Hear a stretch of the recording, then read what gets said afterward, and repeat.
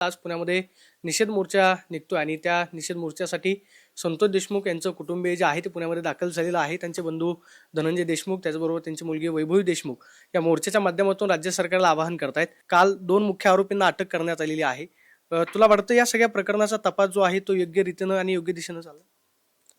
तर योग्य दिशेनं आता ते त्यांच्या प्रकारे त्यांचं काम करत असतील, पण आम्हाला एकच वाटतं की जे आरोपी आहेत ते लवकरात लवकर अटक व्हावे आणि त्यांच्यावर जी कठोरात कठोर कारवाई होऊन माझ्या वडिलांना न्याय मिळाला पाहिजे. प्रत्येक आरोपीवर 10-15 गंभीर स्वरूपाचे गुन्हे आहेत आणि ह्याच्यातनं हे वावरत असताना त्याच्यावर एक म्हणजे जरब नसल्यामुळं किंवा त्याच्यात त्या जे गुन्हा करतोय त्याची शिक्षा काय आहे, त्याच्यातून काय होणार आहे ह्याचं ज्या ती त्यावेळेस योग्य कारवाई न झाल्यामुळं हे असे गुन्हे वारंवार करतायत.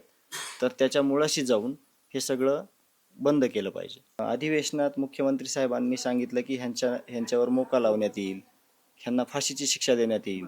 त्याच पद्धतीनं पुढील कारवाई योग्य दिशेनं केली पाहिजे अशी आमची देशमुख कुटुंबियाची नव्हे तर सगळ्या समाजाची मागणी आहे. सगळे लोक सांगतायत, भेटतायत.